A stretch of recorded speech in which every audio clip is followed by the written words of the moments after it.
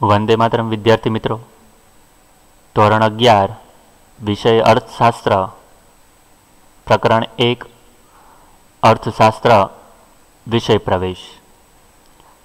अगाउना lecture में आपणे आर्थिक माहितीनी रजूआत केटली रीते थई शके अने कई कई रीते थई शके ते अंगेनी खूब ज अगत्यनी माहिती मेळवी। हवे आ लेक्चर में आपणे आंकड़ाकीय माहितीनु शुं महत्व होई शके, आंकड़ाकीय माहितीनो उपयोग कई कई रीते करवामां आवे छे ते अंगेनी समझ मेळववाना छीए। अगाउना लेक्चर में जे जोयुं ते प्रमाणे कोईपण माहितीनी रजूआत 3 रीते थई शके। भाषा द्वारा एटले के वर्णात्मक रीते, आंकड़ाओ द्वारा एटले के अनुसूची बनावीने, अने त्रीजू आकृति द्वारा एटले के प्रतीकात्मक रीते।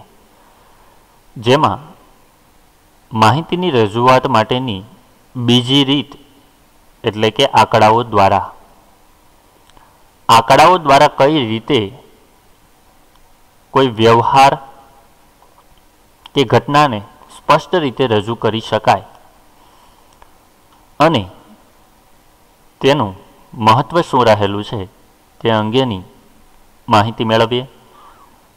तो आंकड़ाकीय माहितीनुं महत्व। आर्थिक रजूआतोमां आंकड़ाकीय माहितीनुं शुं महत्व छे ते खूब ज अगत्यना मुद्दाओ द्वारा स्पष्ट थशे। प्रथम, सिद्धांतोनी आधारभूततामां वधारो थाय। कोईपण सिद्धांत रजू करवामां आवे, जेमां आपणे अगाऊ जोई गया हता तेम मांगनो नियम। वस्तुनी किंमत घटे तो मांगनुं विस्तरण एटले के मांगनो वधारो। विद्यार्थी मित्रों, मांगनु विस्तरण अने मांगनो वधारो बंने अलग शब्दों छे, तेमनुं अलग वर्णन छे, परंतु अहीं आपणे तेने एक ज अर्थमां ध्यानमां लईए। किंमत घटे तो मांग वधे। आ ज वातने आपणे जो आंकड़ाओ द्वारा समझे तो ते वधु स्पष्ट रीते समझी शकाय। ते माटेनुं उदाहरण आपणे अगाउना लेक्चर में जोयुं हतुं अने स्पष्ट रीते समझ्या हता। ते ज रीते जो अन्य कोई सिद्धांतो आंकड़ाओ द्वारा रजू थाय तो ते आधारभूत बने छे अने स्पष्ट रीते समझी शकाय। अर्थशास्त्र में बे आर्थिक चल वच्चेना कार्यकारणना संबंधने तपासीने सिद्धांतो रजू करवामां आवे छे। जेम के किंमत अने मांग बे आर्थिक चल छे, तेमना वच्चे व्यस्त संबंध छे। किंमत घटे तो मांग वधे, किंमत वधे तो मांग घटे। किंमत अने मांग बे आर्थिक चल छे अने बंने वच्चे व्यस्त संबंध छे। आ सिद्धांतों ने व्यवहार में चकासवा माटे, आधारभूत रजूआत माटे आंकड़ाकीय माहिती जरूरी है अने महत्वनी पण छे। दाखला तरीके वरसाद अने खेत उत्पादन। वरसादनुं केटलुं प्रमाण केटलुं उत्पादन आपी शके ते अंगेना पण आंकड़ाओ मेळवी शकाय। किंमत अने मांग वच्चेनो संबंध आपणे जोई गया। नफा अने उत्पादन वच्चेनो संबंध, उत्पादन केटलुं करवामां आवशे तो केटला प्रमाणमां नफो थशे, उत्पादन घटशे तो नफो घटशे, उत्पादन वधे तो नफो वधे, जेने पण आपणे आंकड़ाओमां रजू करी शकीए। आम जो आंकड़ाओ द्वारा ते रजू करवामां आवे તો તે માહિતી વિશ્વસનીય બને છે અને સિદ્ધાંત વ્યવહારમાં પણ સાચો જ છે કે કેમ તે તપાસી શકાય છે. આંકડાઓ દ્વારા તેની વિશ્વસનીયતા જાણી શકાય છે. બીજું, દશા અને દિશાના વલણો જાણવા માટે. સમગ્ર અર્થતંત્ર કે તેના કોઈ એક ક્ષેત્રના વલણો કયા પ્રકારના છે, કઈ દિશામાં છે તે જાણી શકાય છે. સમગ્ર અર્થતંત્ર કે તેના કોઈ એક ક્ષેત્ર.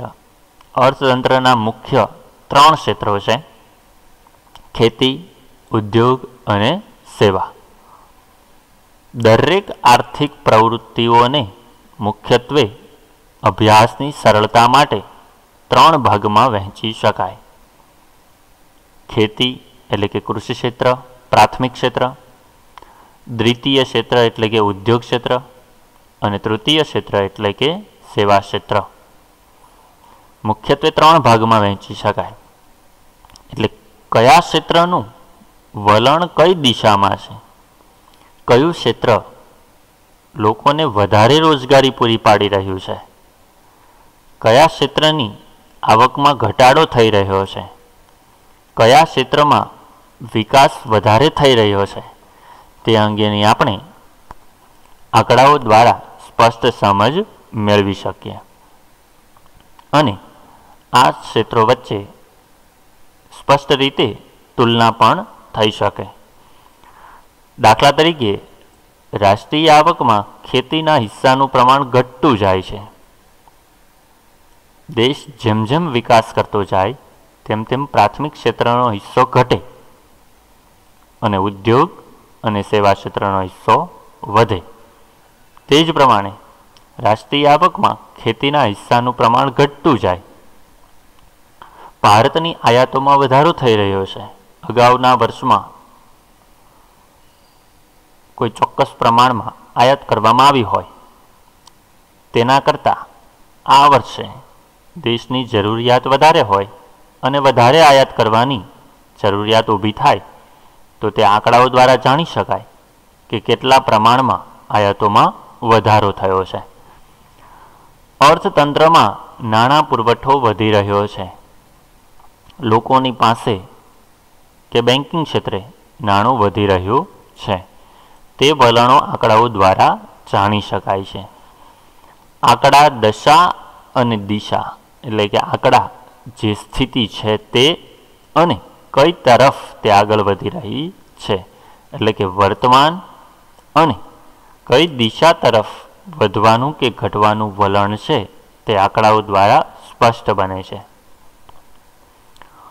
અર્થતંત્ર કઈ દિશામાં જઈ રહ્યું છે, કયા દેશ સાથે તેના આર્થિક વ્યવહારો વધી રહ્યા છે, કયા ક્ષેત્રમાં ઉત્પાદન વધી રહ્યું છે, કયું ક્ષેત્ર રોજગારી આપી રહ્યું છે, આ તમામ દિશા આંકડાકીય માહિતી પરથી જાણી શકાય છે. ખેતી ક્ષેત્રમાં હાલના સમયમાં સૌથી વધારે લોકો રોજગારી મેળવી રહ્યા છે. તેમ છતાં તેનું રાષ્ટ્રીય આવકમાં પ્રમાણ ખૂબ ઓછું છે, જે આપણે આંકડાઓ દ્વારા જાણી શકીએ. અને ઉદ્યોગ અને સેવા ક્ષેત્રમાં રોજગારીનું પ્રમાણ ઓછું છે, તેમ છતાં તેમનો રાષ્ટ્રીય આવકમાં ફાળો વધતો જાય છે, જે તેમનો વિકાસ દર્શાવે છે. ત્રીજી રીત, તુલનાત્મક અભ્યાસ માટે. આંકડાકીય માહિતીનો ઉપયોગ તુલનાત્મક અભ્યાસ માટે ખૂબ ઉપયોગી સાબિત થાય છે. સ્થળ અને સમયની રીતે તુલના આંકડાઓ દ્વારા જ થાય છે. બે સ્થળ વચ્ચે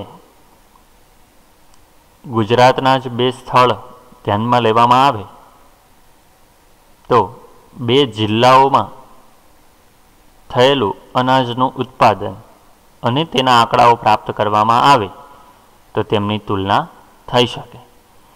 સમયની રીતે અમુક સમય પહેલાં કોઈ વસ્તુની કિંમત કેટલી હતી અને હાલના સમયમાં તે વસ્તુની કિંમત કેટલી, તેના આંકડાઓ જો પ્રાપ્ત કરવામાં આવે તો સમયની રીતે પણ તુલના થઈ શકે।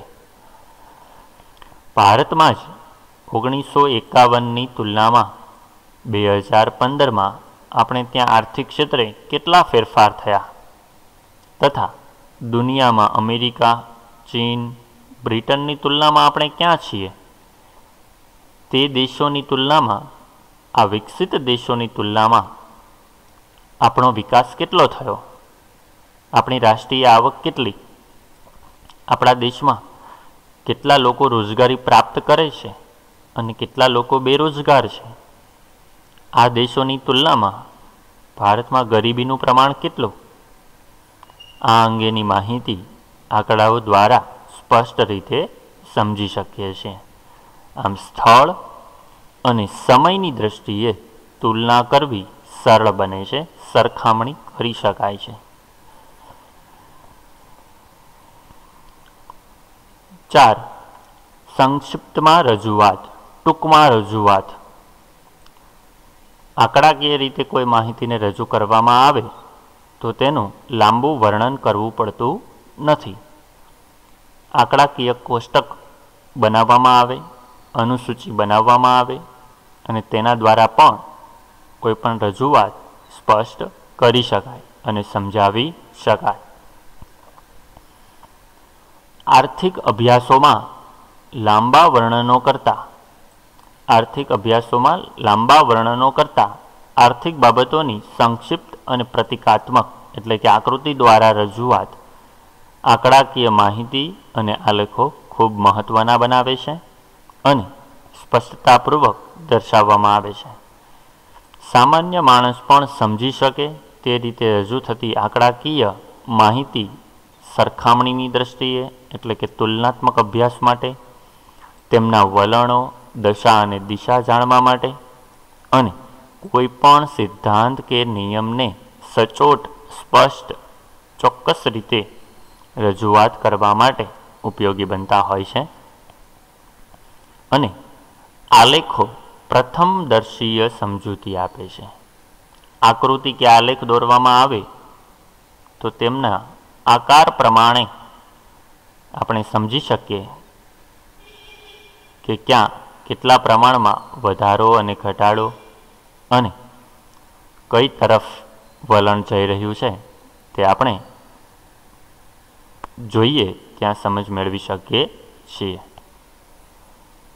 વિદ્યાર્થી મિત્રો, આંકડાઓ ઘણી બધી રીતે ઉપયોગી બનતા હોય, પરંતુ અર્થશાસ્ત્રના અભ્યાસ અને અર્થતંત્રની દ્રષ્ટિએ આપણે એનો કઈ રીતે ઉપયોગ કરી શકીએ અને માહિતીને સમજાવી શકીએ તે અંગેની માહિતી આપણે મેળવી। હવે પછીના લેક્ચરમાં આપણે આંકડાકીય માહિતીને આકૃતિ કે આલેખમાં રજૂ કરતી વખતે ધ્યાનમાં રાખવાની બાબતો, આંકડાકીય માહિતીનો ઉપયોગ કરીને કઈ રીતે આકૃતિ કે આલેખ દોરી શકીએ તે અંગેની ખૂબ જ અગત્યની માહિતી અને ખ્યાલ સમજવાના છીએ।